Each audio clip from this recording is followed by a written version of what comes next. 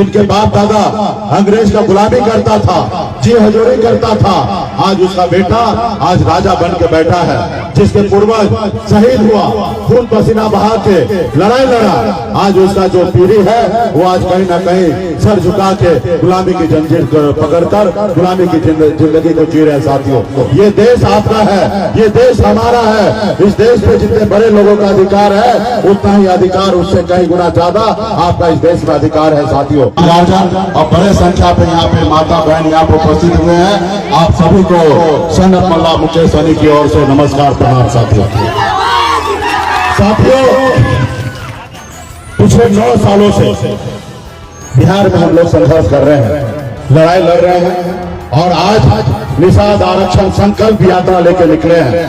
और इस बार हम लोग संकल्प लेने के लिए निकले हैं जैसे कभी हमारे पूर्वज बाप दादा ने संकल्प लिया था कि देश को आजाद कराएंगे और अंग्रेज से पौने 200 साल लड़ाई लड़े, तब जाके देश आजाद हुआ।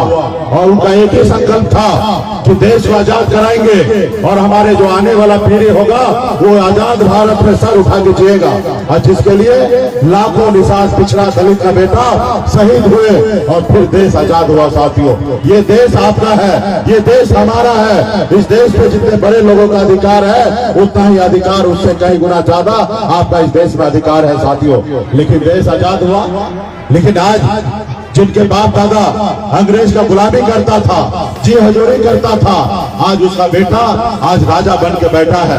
जिसके पूर्वज शहीद हुआ, खून पसीना बहा के लड़ाई लड़ा, आज उसका जो पीढ़ी है वो आज कहीं ना कहीं सर झुका के गुलामी की जंजीर पकड़कर गुलामी की जिंदगी को जी रहे। साथियों, इसके लिए हमें संघर्ष करना पड़ेगा, हमें लड़ाई लड़ना पड़ेगा।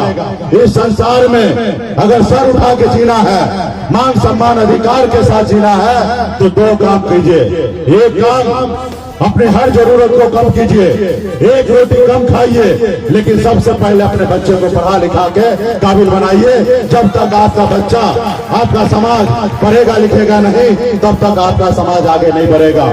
दूसरा कि अपने अधिकार के लिए संघर्ष कीजिए। जब तक आप अपने अधिकार के लिए संघर्ष नहीं कीजिएगा, लड़ाई नहीं लड़िएगा, तब तक आपका कल्याण नहीं होगा। साथियों, पहले इस भारत देश में राजा हुआ करता था, 534 राजा हुआ करता था और राजा के घर में बच्चा जन्म लेता था, रानी के कोख से बच्चा जो जन्म लेता था वो राजा बनता था। लेकिन बाबा साहब भीमराव अम्बेडकर ने हमें संविधान दिया, लोकतंत्र दिया और इस लोकतंत्र में उन्होंने हमें वोट का अधिकार दिया। और उस वोट के अधिकार में इतना ताकत है कि एक गरीब मछुआरा का बेटा भी राज्य का मुख्यमंत्री और देश का प्रधानमंत्री बन सकता। ऐसे इस संविधान में हमें जगह मिला है। साथियों, लेकिन आज आप देखिए आज क्या हो रहा है। आज सबसे ज्यादा संख्या हमारे पास है, हम इस देश के मूल निवासी हैं, लेकिन आज हम गरीब हैं। अंग्रेज जब आए इस भारत में तो पहले जमीन का टुकड़ा गरीब मजदूर को, खास करके उनको दिया जो मेहनत करने वाले थे और जो किसान थे उनको जमीन का टुकड़ा दिया गया। हमारे बाप दादा किसानी करते थे और उस समय में अंग्रेज को टैक्स दिया करते थे और जमीन का मालिक खास करके हिंदुस्तान में गरीब पिछड़ा आदिवासी दलित का लोग थे।